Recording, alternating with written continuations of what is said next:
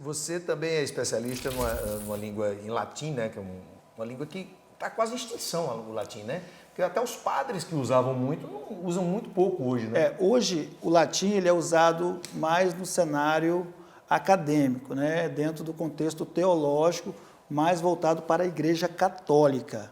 A igreja evangélica da qual você faz parte, ela não usa, Não, no curso de teologia da igreja evangélica não usa o latim. Não existe cenário acadêmico, evangélico, protestante em si, que usa o mecanismo da língua latina, né? Que o latim em si, não usam. Uma curiosidade, Leonardo, qual é a língua de origem da Bíblia? Qual foi a origem da Bíblia? Foi em que língua? Sim. O Antigo Testamento ele é escrito em hebraico. Quase toda a composição, exceto alguns textos, são em aramaico. Né?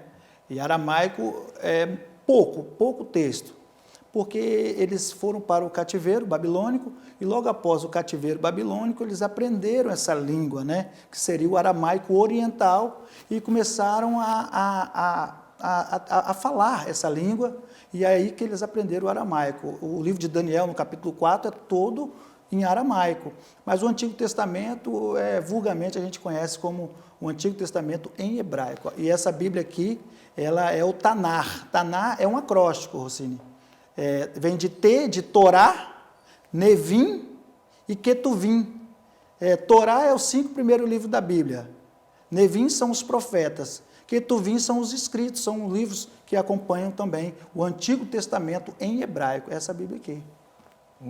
Já que você falou de vulgar, você me falou antes de começar a gravação que tem um texto da Bíblia que eu acho que é em grego, em aramaico ou em hebraico, que fala que Davi tem chifre, né? Hebraico, sim. Hebraico? Sim, o Salmo... Quer dizer que Davi era corno, não, né? Davi não era chifrudo, Davi era um cara que tinha várias mulheres.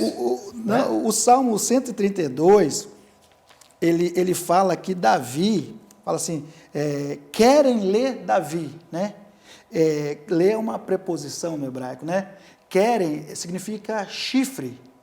Querem é chifre? O chifre de Davi. Está no Salmo 132, versículo 17. Eu vou adotar esse negócio quando eu for brincar com meus amigos. E aí, você é um querem. O que é? Chifre em hebraico. Querem. Só que isso indica o quê? Força também. Força. Né? O chifre no Antigo Testamento, ele indicava força. Porque isso dá uma ideia... Da força significava um boi, um touro. Sim, a composição de Deus. Nós temos no Êxodo 32, o povo, ao se ver longe de Moisés, eles levantaram um bezerro de ouro. Mas isso não foi por qualquer coisa. Por que eles levantaram um bezerro de ouro? Porque a ideia que eles tinham de Deus era de um boi. Porque se pegarmos a letra Aleph é a primeira letra do alfabeto hebraico. E essa letra, a figura dela é uma figura pictogrâmica, né, que a gente chama. É uma ideia, uma figura que corresponde à letra ou à palavra. É de um boi. Então, eles fizeram correspondente a isso. E quando o salmista Davi fala o chifre de Davi, ele está falando da força de Davi. Mas só que traduzido para o português é chifre mesmo. Na Bíblia está... Algumas sim. Essa aqui, do latim, essa Bíblia, ela já colocou o corno de Davi. O corno de Davi? Porque corno... Então a palavra corno você já sabe de onde vem do latim, né? Isso mesmo.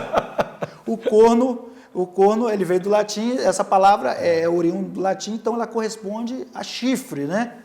Então, colocou aqui como corno de Davi, como sendo o chifre mesmo, não já interpretando. E isso causou um certo problema, mas pode né? ter a ver com o unicórnio também, né? Aquele animal que tem um chifre só, né? Pode ser.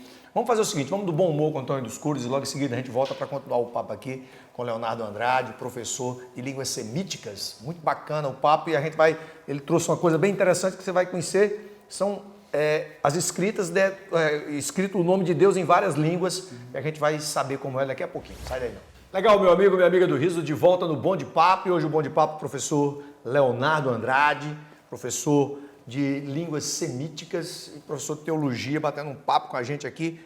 Leonardo, você está dando uma aula aqui sobre algumas línguas que são pouco faladas no mundo, né? E aí eu queria lhe fazer uma pergunta assim, na tradução, você costuma fazer tradução da Bíblia, né, dessas línguas, na tradução de uma língua original, ou uma língua do início, antes de Cristo até o depois de Cristo, nessas traduções, existe alguma coisa que pode mudar o sentido para uma língua como a nossa, como o português, por exemplo? Sim, pode mudar o sentido e ainda dar um sentido muito mais profundo do que nós estamos já conhecemos, né?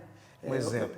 Eu posso citar Mateus capítulo 6, versículo 6, quando diz assim, quando orares, entra no teu quarto, teu pai em secreto te abençoará.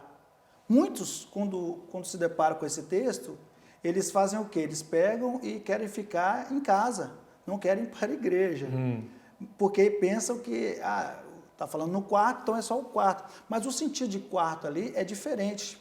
No aramaico é gunono.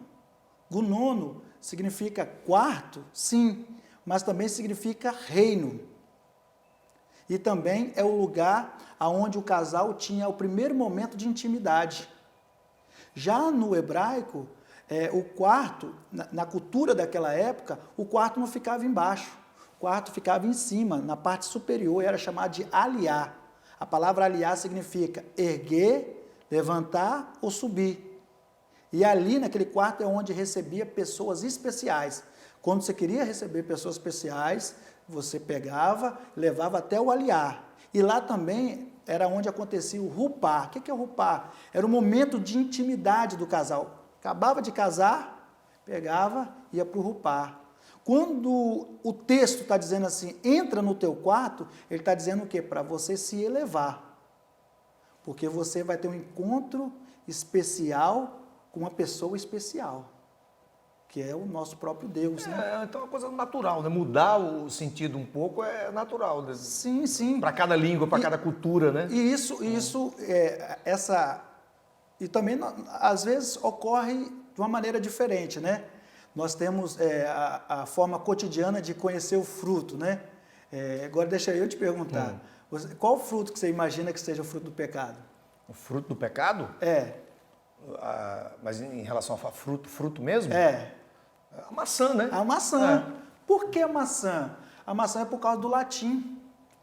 Porque fruto da maldade é frutos do malum. Malum, no latim, é maldade, mas também é macieira.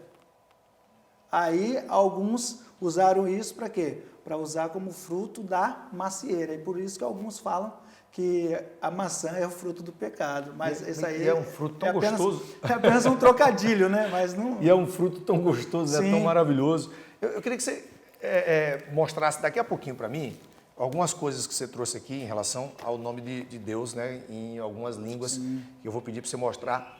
Mas agora eu vou falar de